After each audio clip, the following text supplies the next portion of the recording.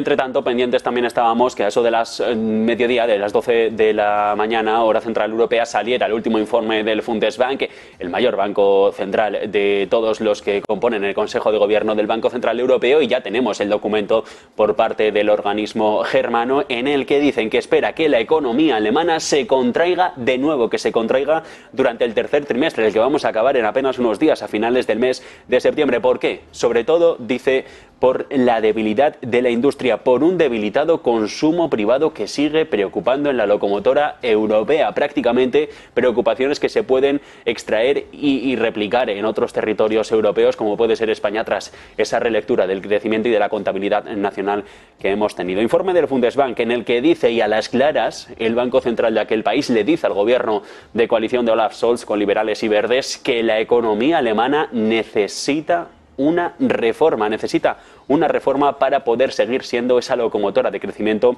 dentro del bloque comunitario. De momento, lo que se espera, y más o menos con esas mismas previsiones de las que hablaba la Comisión Europea esa semana pasada en la revisión y en las perspectivas de verano del crecimiento económico en la Unión Europea, decía de momento, y sigue insistiendo el Bundesbank, en que a día de hoy lo que necesita Alemania es una reforma que se va a contraer en el tercer trimestre del ejercicio por la debilidad de la industria y también por una mala sensación que existe con respecto al consumo interno del país. Sobre la inflación, está hablando también de un problema provocado por un shock en los mercados financieros, una presión de precios que de momento está siendo inesperadamente persistente para la economía y que no está siendo tan volátil a los elementos más volátiles del mercado, valga la redundancia, como son la energía o los alimentos frescos, que el IPC está siendo mucho más pegajoso y que la subyacente se va a hacer mucho más pegajosa en lo que viene. Justifica también parte de la subida de los tipos de interés de 25 puntos básicos del Banco Central Europeo la semana pasada, diciendo que es una respuesta a una inflación, a un entorno inflacionista particularmente preocupante y que afecta también a Alemania, con una subida de tipos que de momento está siendo y está manteniéndose sobre unos niveles suficientemente restrictivos por el tiempo que sea necesario para conseguir que se vuelva al objetivo del 2%. Por eso dice, y de momento, que de cara al tercer trimestre del ejercicio Alemania se va a contraer. Lo dice el Bundesbank, el Banco Central alemán. Preocupación por el consumo privado y por una alta inflación, también por una política fiscal que dice a día de hoy sigue siendo inexistente de cara a recuperar parte del crecimiento en los sectores más dependientes de la economía alemana, como puede ser el de la industria. Ya está, ya basta con esta tontería, por favor. Al respecto, por cierto, Vladimir Putin dice que la situación actual en la Federación de Rusia es estable, que nunca habían sido sometidos a tantísima presión. Si quieren, lo contamos desde el otro lado, que nunca Estados Unidos, Europa, Occidente había presionado tanto a la economía rusa para intentar hacerla caer. Dice que aún así han superado las sanciones. Si les parece, esto es lo que dice. Hombre, Y здесь Москва ощутимо опережает многие другие мировые столицы. Я хочу это подчеркнуть. Именно ощутимо опережает многие мировые значимые агломерации. Между мэрией Москвы и правительством России. Presume incluso de estar por delante de otras capitales del mundo, dice que en realidad están fomentando su propia economía. Ha tomado medidas, eso sí, y además también lo hemos contado. Al rublo le han afectado especialmente todos los últimos movimientos internacionales y un dólar muy fuerte, y el Banco Central ruso ha tenido que tomar medidas importantes y de calado, y entre otras muchas cosas ha tenido que dejar de fortalecer, por ejemplo, su propia entidad mediante la compra de divisas que tenía, y empezar a soltarlas para fortalecer precisamente el rublo. Y lo que sí ha dicho es que el PIB ha alcanzado ya el nivel previo a las sanciones de 2021. Bueno, rueda de prensa de Vladimir Putin esta mañana. Insisto, en un ratito contaremos lo que diga también von der Leyen, Guterres, Sánchez y Josep Borrell. Al respecto de este crecimiento económico, de si las sanciones afectan o no, de cómo veis vosotros este asunto, y aprovecho para repreguntároslo también con el otro lado del balance. ¿Cómo veis esta Asamblea General de la ONU con un Zelensky como protagonista principal? Bueno, vamos, empezando por lo de la cuestión de la economía rusa. Como sabéis, yo he estado hace poco en Rusia y demás. Yo puedo deciros la percepción que tengo. Es decir, por supuesto, allí no hay ninguna percepción de que la cosa vaya mal, ni nada. Es más, hay realmente un problema de necesidad de mano de obra, porque es tal el desarrollo de fuerzas productivas industriales y agrícolas que hay ahora mismo y de construcción de infraestructuras que hace falta mano de obra sobre todo especializada, ¿no? Es verdad, por ejemplo, el tema de que hemos hablado de la debilitación del rublo y demás, pero es que el rublo se había puesto también en unos niveles que perjudicaba incluso a los propios aliados de Rusia. Es decir, que está en el rublo tan bajo. Y también es verdad que el tipo de cambio del rublo respecto al dólar o al euro tampoco es tan importante en estos momentos, dado que el comercio prácticamente con dólares y con euros ha bajado a mínimos históricos. Entonces, bueno, digamos que no es que no haya efectos de las sanciones o que todo esté perfecto. No. Claro, hay tensiones económicas, hay tensiones inflacionarias, entre otras cosas porque hay más dinero. Al haber más dinero, porque la gente está trabajando más, porque las industrias están a 2 y 3 turnos, es decir, eso significa un aumento del consumo que aumenta la inflación. La inflación, lógicamente, acaba incidiendo sobre el valor de la moneda, ¿no? Sobre todo en las transacciones internacionales. Entonces, bueno, pero lo que sí es cierto es que, en todo caso, podemos hablar de una economía recalentada, pero no porque se esté hundiendo, sino al revés, porque está a un ritmo muy frenético en algunos casos, ¿no? En algunos sectores. Entonces, bueno, yo creo que por ahí no, bueno, es decir, más o menos es lo que dice Putin, pero lo iremos viendo en los próximos meses, si esto es una cuestión de esperar. Respecto a lo de que la Asamblea General de Naciones Unidas comience con la intervención de Zelensky, lo único que indica es lo que son la Organización de las Naciones Unidas.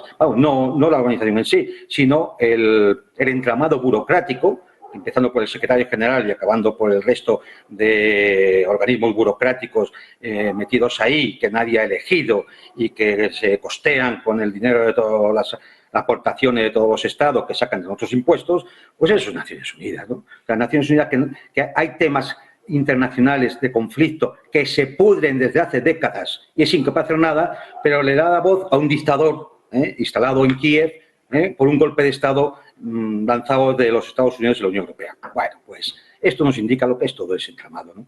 No, tampoco hay que darle más, es lo que es. Pero ya lo sabemos por otros conflictos. Ezequiel, al respecto de todo esto de la economía, y les cambio el asunto, que también vienen volando para el chiste en Taiwán. Sí, yo presencio dos situaciones contrapuestas en cuanto a el desarrollo de la economía en Rusia desde el inicio de la guerra y el desarrollo de la economía en Europa desde el inicio de la guerra. En Rusia, a pesar de la guerra, la economía el año pasado retrocedió alrededor de 1,5 puntos, 2 puntos, y este año ya aparece de nuevo en crecimiento en un país en guerra. La inflación aparece controlada y a la baja, y efectivamente el valor del rublo respecto al dólar y al euro descendió, pero eso en un contexto de disminución de las importaciones de productos occidentales representa algo relativamente intrascendente, y además incluso maximiza la competitividad de las exportaciones rusas porque aparecen sus productos más baratos para la exportación. Por el contrario, en Europa, promotora de las sanciones, aparecemos en recesión, con un reinicio, un recalentamiento de la inflación, un proceso de desindustrialización. Así que el contraste entre las dos situaciones aparece clarísimo. Por otro lado, las sanciones impuestas por la OTAN, bueno, por los países de la Unión Europea, por el G7, en el norte global en general, generaron un proceso de sustitución de importaciones en Rusia, de industrialización por sustitución de importaciones, de manera que muchos productos antes importados ahora los rusos los generan ellos mismos o comenzaron por lo menos el camino hacia la sustitución de esas importaciones. A la vez también generó nuevos vínculos, un aumento de los flujos comerciales, los flujos energéticos entre Rusia y otros países como China, como India, como Irán, incluso como Corea del Norte, y en última instancia esto aparece como algo previsible, porque cuando el G7 establece sanciones a Irán Corea del Norte, Rusia, Venezuela. Naturalmente, estos países, frente a esa situación, comienzan a establecer vínculos. Claro, lógico. ¿Cuál es la sorpresa de todo esto? En el caso de Rusia, esos vínculos, no solamente con estos países, sino por sobre todas las cosas con la India y con China, determinaron que a pesar de las sanciones, la economía rusa parezca en un contexto de guerra, en términos generales, en buenos términos, mientras que al otro lado de la antigua cortina de hierro presenciamos una situación cada vez peor. Esa es mi visión en términos generales sobre la economía rusa. Después podemos deliberar sobre cuestiones más específicas también, pero esa es mi visión en general. Y respecto a lo de las Naciones Unidas, acompaño la mirada de Juan Antonio en cuanto a la triste intrascendencia de las Naciones Unidas en todo esto. Más allá de las dificultades estructurales de las Naciones Unidas en cuanto al poder de veto en el Consejo de Seguridad y al hecho de que efectivamente si uno de los países dentro del Consejo de Seguridad aparece implicado en alguna situación bélica debido a su poder de veto, bueno, carecen las Naciones Unidas de posibilidad de acción en esos casos. Lo mismo si Estados Unidos, China, Rusia o Francia, si cualquiera de ellos.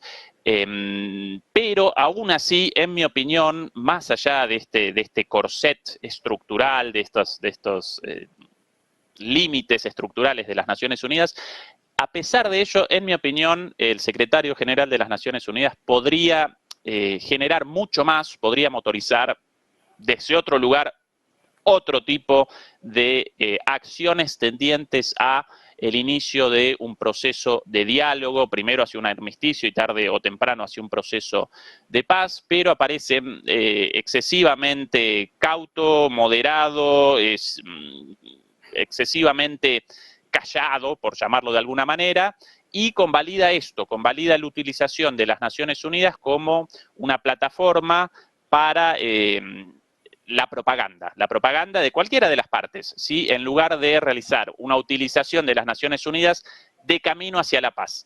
Así que, bueno, esa es la situación en las Naciones, la triste situación en las Naciones Unidas en el presente. Si es que el tema es, ¿quién ha puesto a Gutiérrez? Claro. Realmente, Gutiérrez, ¿qué función realiza ahí en Naciones Unidas? ¿De qué lo ha decidido él que se hace?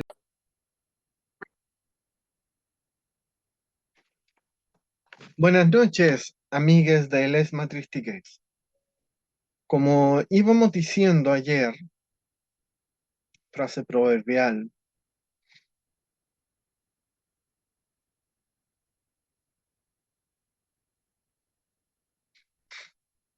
el libro, o sea, en la versión del PDF que estoy leyendo en estos momentos, tiene muchas erratas. Y una de ellas es la que decíamos precisamente ayer, pero me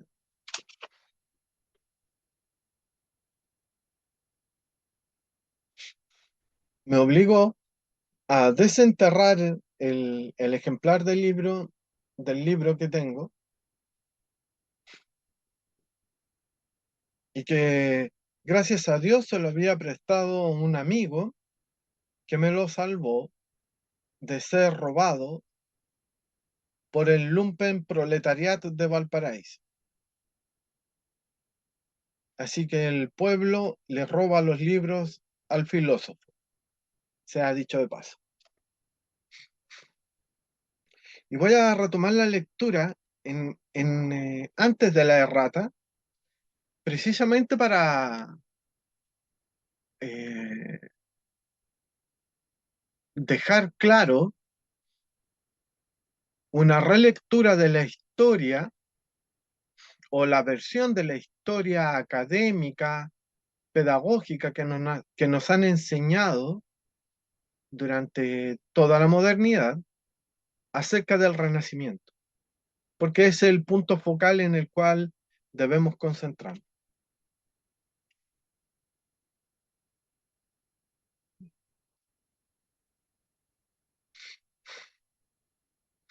El ejemplo más reciente antes del presente ha sido el Renacimiento. Durante tales periodos, el significado de la vida individual empieza a surgir como algo amenazante y las personas empiezan a preocuparse con el significado del significado en sí mismo. Aparece como un concomitante necesario a esta preocupación el que tales periodos se caracterizan por un agudo incremento de la incidencia de la locura, o más precisamente de aquello que define a la locura. Deberíamos agregar comentario. Psicológicamente, los síntomas que definen lo que denominamos psicológicamente o psiquiátricamente como esquizofrenia. Fin del comentario, prosigo la lectura. Porque lo que nos mantiene unidos, subráyese, mantiene unidos a todos nosotros y no únicamente a los intelectuales, son los sistemas de valores. Y cuando estos sistemas empiezan a derrumbarse, igual suerte ocurre, igual suerte, no, igual suerte corren los individuos que viven con ellos. Esta última frase o última idea es absoluta.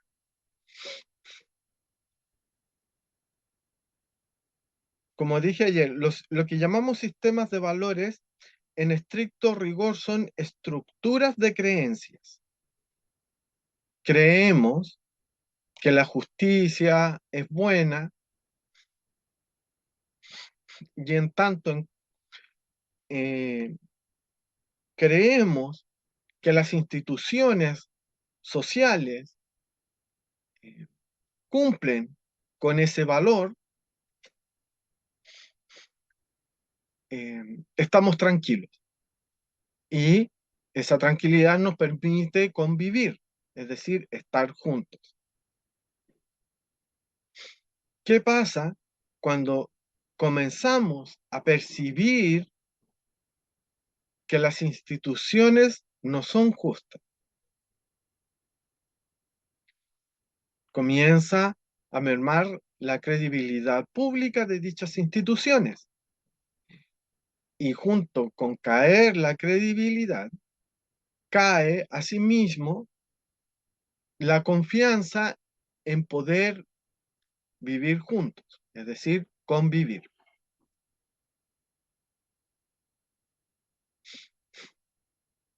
Y al ser retirada esa confianza, esa fe en lo público, la fe se retrae hacia lo privado, hacia lo individual.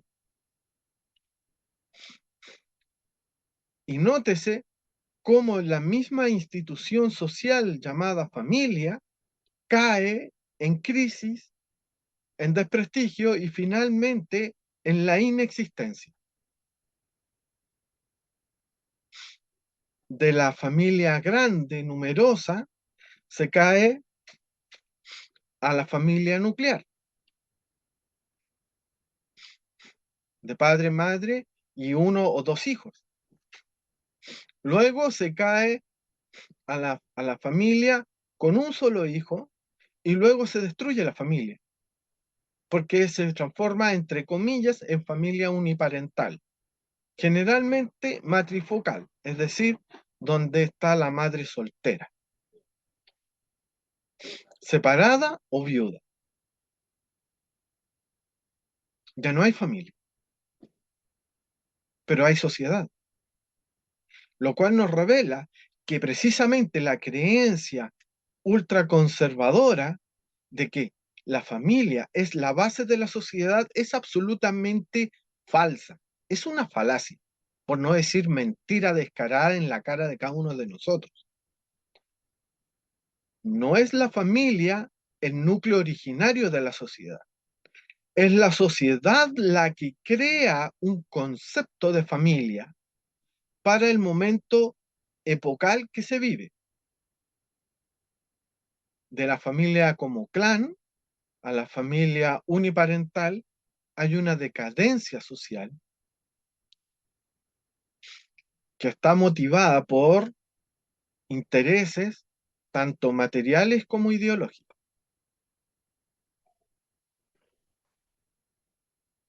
Entonces, al derrumbarse el sistema de creencias porque no concuerda con la realidad efectiva, material, fáctica, los seres humanos nos quedamos sin creer y nos damos cuenta que la creencia es el fundamento de la sociedad, no la familia. La creencia en que la familia es el fundamento, aunque he demostrado que la familia no es el fundamento de nada. Por el contrario, la familia es un producto de la sociedad en la cual existe. Solo si la sociedad quiere, existe la familia. Pero no es al revés. No es si la familia quiere, la sociedad existe. En estricto rigor, no importa lo que quieran las familias. Importa lo que quiera la sociedad. En cuanto masa anónima de deseos.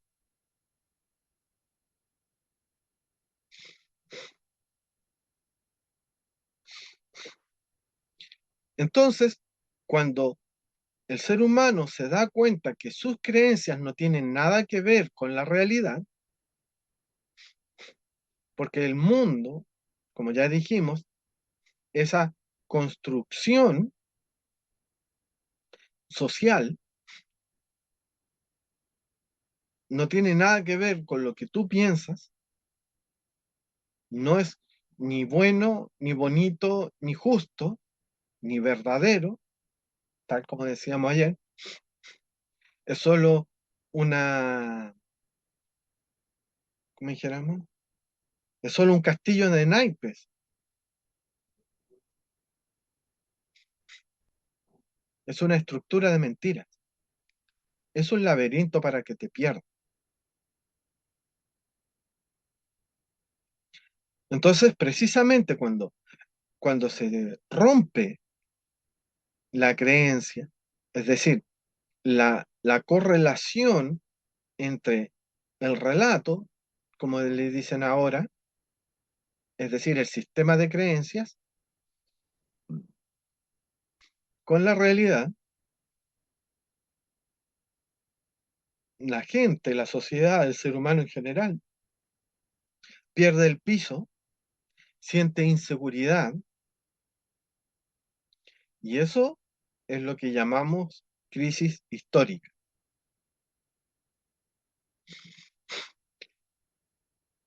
Y por eso que he releído este párrafo, porque dice que la vez anterior en que el ser humano se sintió así, en que gran parte de la humanidad se sintió así, es decir, el mundo europeo occidental,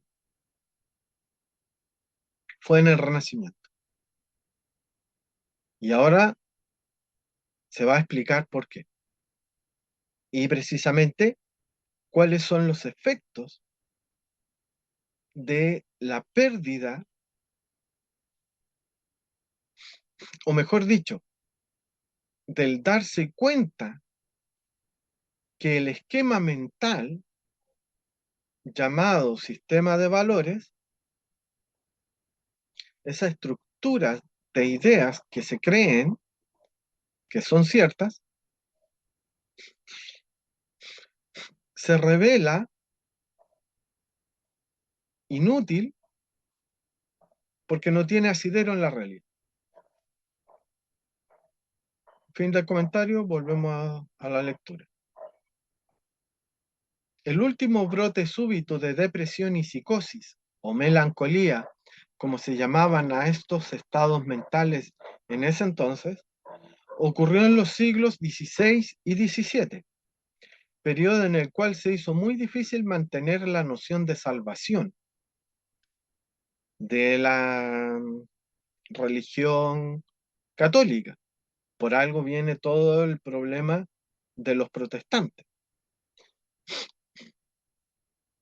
y del interés que Dios pudiera tener en los asuntos humanos. Comentario. De hecho, esta crisis de fe en específico, en que Dios nos ama, estalla siglos antes con la gran peste bubónica. Porque si Dios nos ama, ¿por qué nos está matando? Y es más, ahí es donde se produce uno de los hechos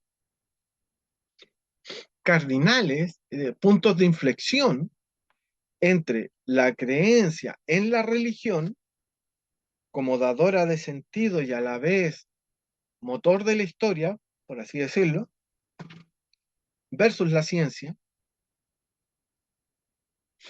es que los flagelantes, que eran los tipos que literalmente se andaban dando de latigazos en la calle y recorrían de pueblo en pueblo toda Europa,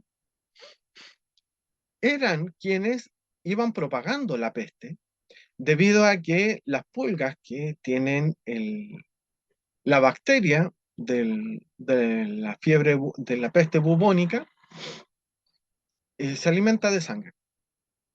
Entonces, ellos, en su inconsciencia, en su no saber científico, de que son las pulgas las que transmiten la bacteria y como pulgas se alimentan de sangre, y ellos al flagelarse hace mucho más fácil que la pulga beba sangre. Al ir de pueblo en pueblo, masificaron la transmisión de la peste. Ahora podríamos decir que en vez de flagelantes tenemos turistas que vuelan en avión y esparcieron la COVID-19.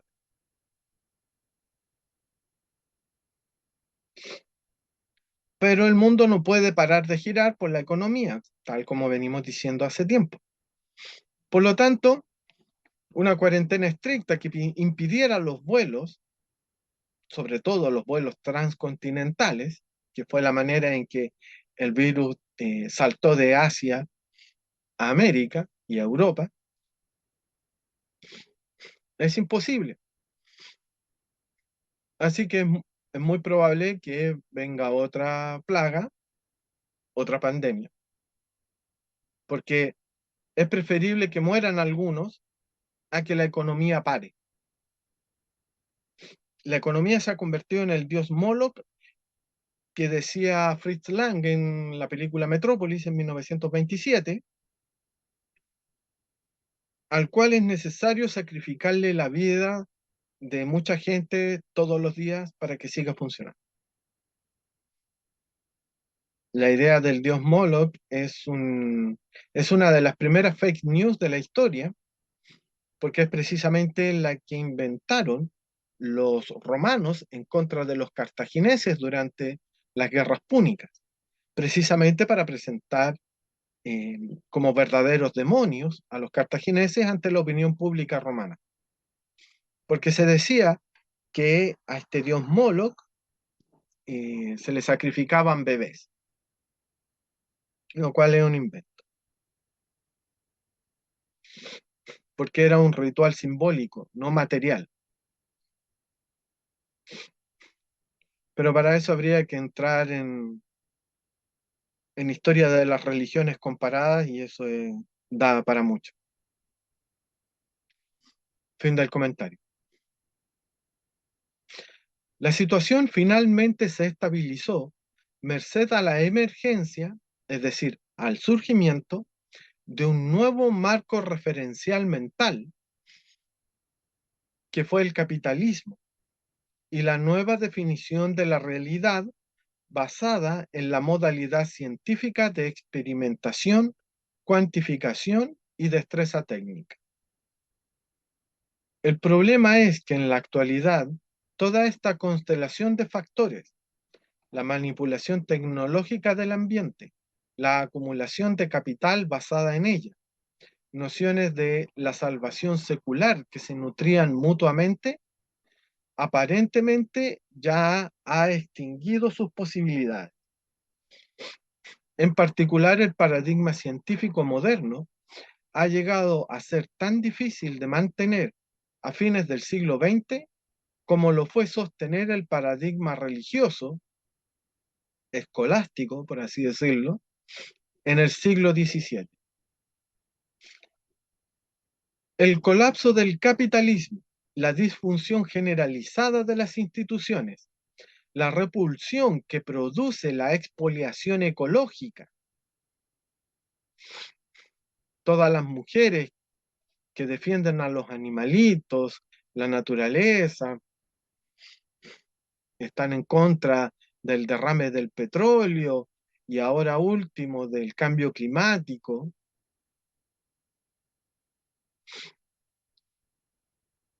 Pero no en contra del capitalismo, son personas incoherentes e inconscientes.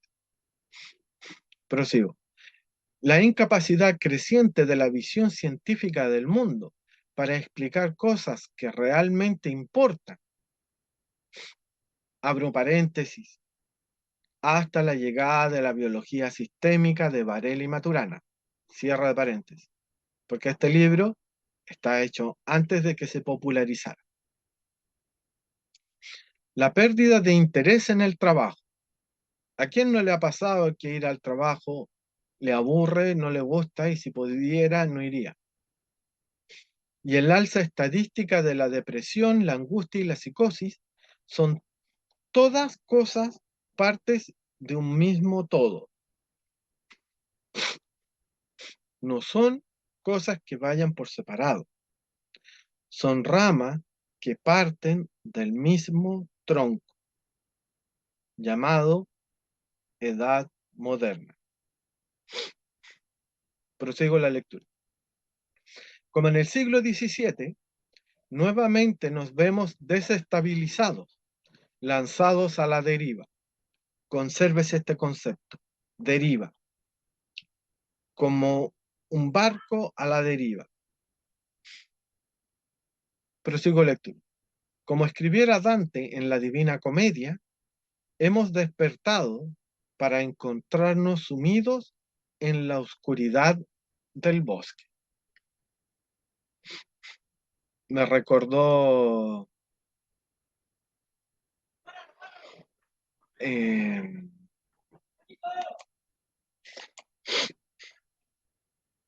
a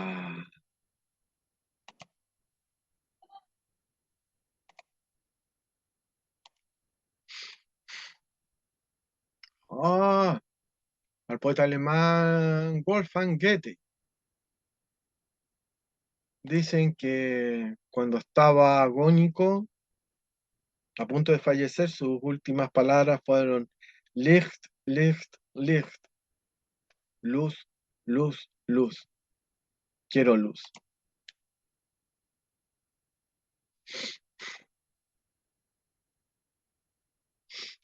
Ahora volvemos al texto de José Ortega y Gasset, Esquema de las crisis, que viene a complementar y profundizar lo dicho tan sucintamente por Morris Berman.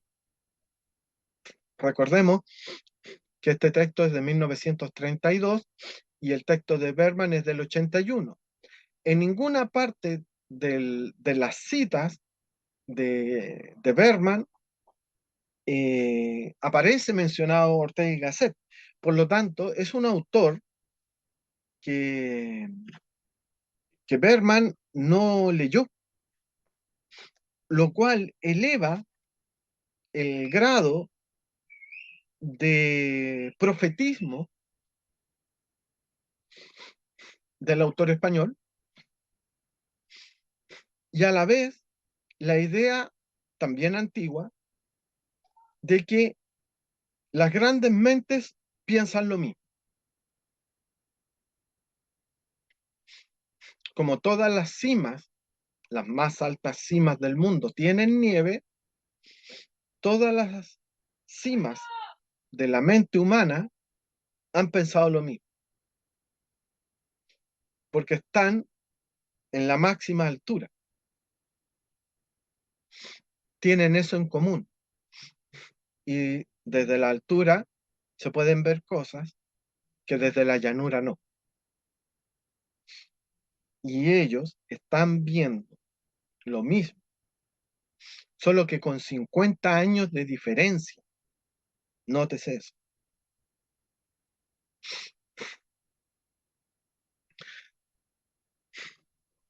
Cito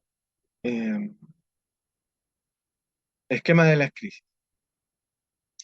Hace 25 años gritaba a Gog y Magog que la faz de la historia iba a cambiar. Lo presentía ni más ni menos que como se presiente un cambio meteorológico.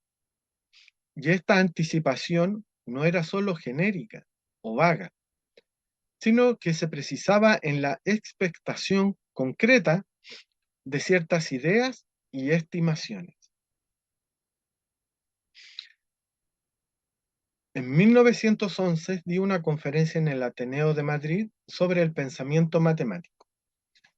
Imagínense, el texto es de 1932, pero la idea, el atisbo, la intuición es de 1911, es decir, 20 años antes.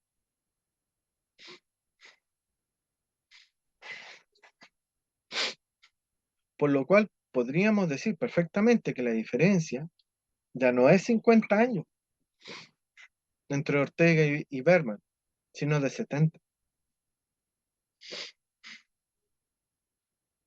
Tal vez más adelante explique por qué. Era la hora del más indiscutido triunfo del continuismo y el evolucionismo, infinitismo en matemática, física, biología e historia. No obstante, yo anunciaba entonces que surgiría pronto una tendencia del discontinuismo y el finitismo en todas esas disciplinas. Adviértase que en 1928 parecía el mundo más seguro que nunca. Era la hora de la máxima fe en el progreso indefinido, la época de la inflación y la prosperity.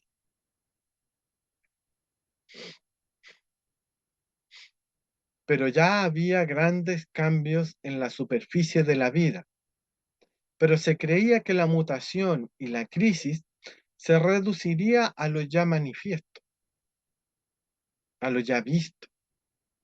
Decía yo, ahí está, ante nosotros, una nueva vida, pero no, aún no está ahí. El cambio va a ser mucho más radical que cuanto vemos y va a penetrar en estratos de la vida humana tan profundos que, aleccionado con la pasada experiencia, no estoy dispuesto a decir todo lo que entreveo. Sería inútil, asustaría sin convencer y asustaría porque no sería entendido. Mejor dicho, porque sería mal entendido. Ese es el problema de ser profeta. 1928 guarda relación con nosotros por algo tan simple o tan complejo, como quieran verlo, como la valoración de la bolsa de Wall Street en Nueva York, Estados Unidos, donde llegó a picos históricos. Resulta que nosotros también estamos viendo picos históricos en Wall Street. Y también por la misma razón. Se compran acciones con dinero prestado. La inyección masiva de dinero de la Reserva Federal ha sostenido un incesante crecimiento de la bolsa. Pero, como cualquier persona que sabe un poco de economía, esa inyección de dinero fiat no tiene respaldo. Es solamente un billete o sea, un pedazo de papel con tinta. Pero precisamente porque mucha gente cree que tiene valor, ese papel con tinta tiene valor. En el momento en que mucha gente deje de creer, insisto, creer es todo lo que existe, es todo lo que hay, es todo lo que da sentido, es todo lo que sostiene el mundo. En el momento en que mucha gente deje de creer que el papel impreso con tinta tiene valor, eso va a dejar de valer. Y ya lo estamos viendo, ya está empezando ese movimiento. La utilización del dólar en el comercio internacional, luego la utilización del dólar como moneda de reserva, el reemplazo del dólar por el yuan chino, por las criptomonedas. Es decir, nuevamente, la economía como una religión desacralizada. Vaya paradoja de concepto. ¿Cómo puede ser religión y al mismo tiempo desacralizada? Porque el dólar no es Dios, aunque tenga una pirámide con un ojo dibujado en él. Pero se sostiene bajo el mismo mecanismo, por así decirlo, bajo la misma dinámica emocional de la fe. Porque en el fondo la fe no es más que una emoción. La emoción de creer que algo es cierto. No porque sea cierto, sino que simplemente porque te gustaría que fuese cierto. Eso es la fe. Me gustaría que fuese cierto que el dólar vale $1.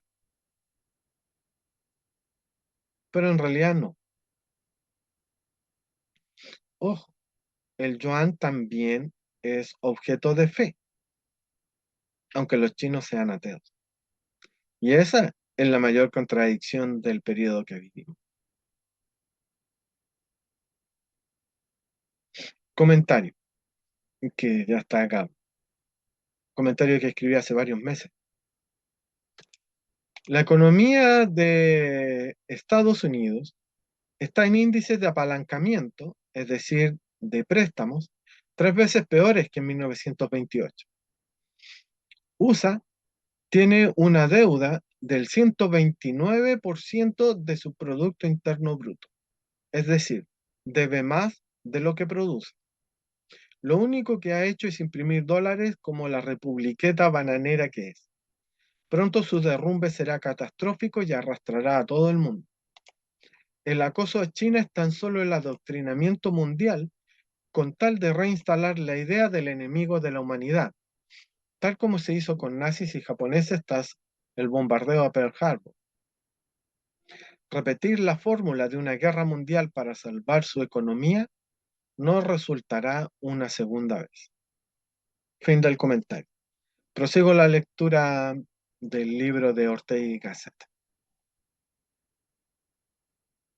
La etapa de puro presentimiento que antecede a la efectiva aparición del hombre nuevo, en torno a 1600, fue la época que luego se ha llamado con un nombre desorientador, Renacimiento. A mi juicio, urge ya una nueva definición y evaluación de este famoso Renacimiento. Conste, 1930. La verdad es que el hombre no renace hasta Galileo y Descartes. Todo lo anterior es puro pálpito, presentimiento y esperanza de que va a renacer. El auténtico renacimiento galileano y cartesiano es, ante todo, un renacer a la claridad.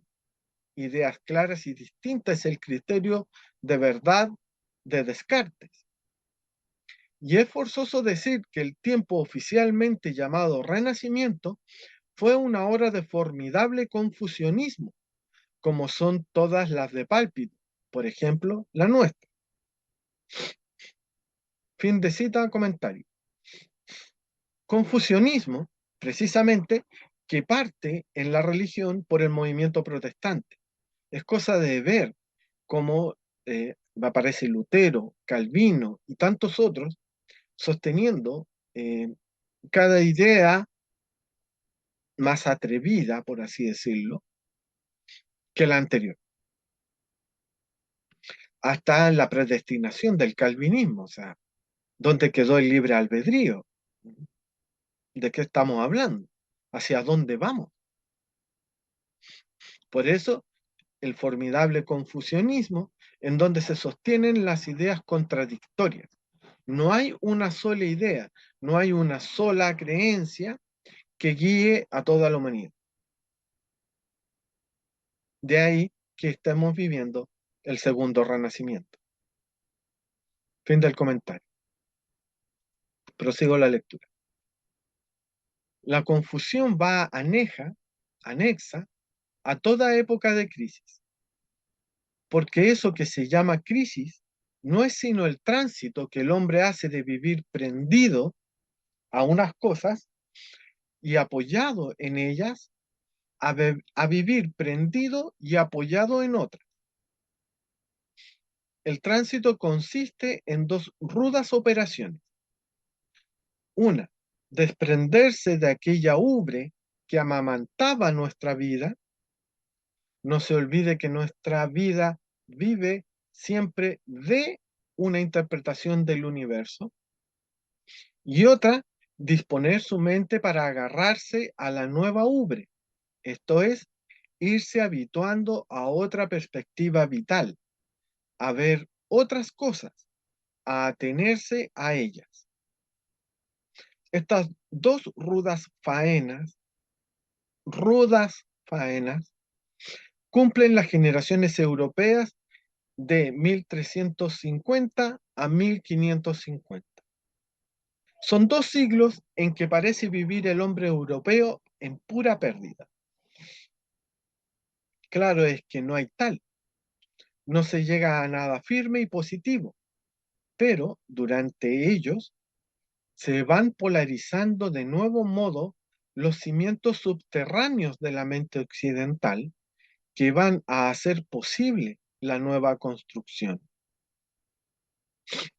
Cuando esa faena subterránea se ha cumplido, hacia 1560, en la generación de Galileo, Keplero y Bacon, recuerden este último apellido, Bacon, porque es crucial para el planteamiento de Berman.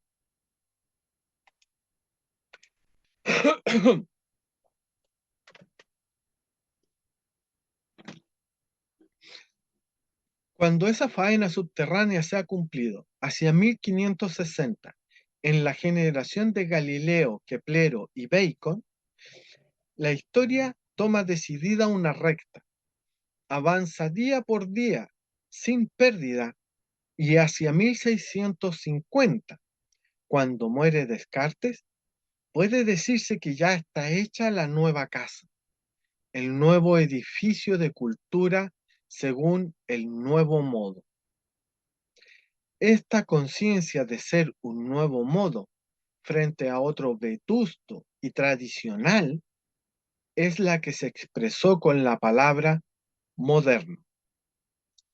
El llamado Renacimiento es el esfuerzo por desprenderse de la cultura tradicional que formada durante la Edad Media había llegado a anquilosarse y ahogar la espontaneidad del hombre. No porque se haya repetido una y otra vez en la historia, debe menguar la extrañeza ante este hecho de que el hombre tenga periódicamente que sacudirse su propia cultura y quedarse desnudo de ella, como la zorra que se sumerge en el agua para concentrar todas sus pulgas en el hocico y, con una rápida zambullida, librarse de ellas. Lo más sorprendente de él es su reiteración, su repetición a lo largo del proceso histórico mejor conocido. Ese fenómeno es lo que se llama crisis histórica. Zambullir en el agua primigenia del caos, teniendo que aguantar la respiración para no morir ahogados, porque es la única forma de sacarnos de la mente los parásitos que carcomen nuestra vida. Muy buenas noches, amigos de Les Matristiques.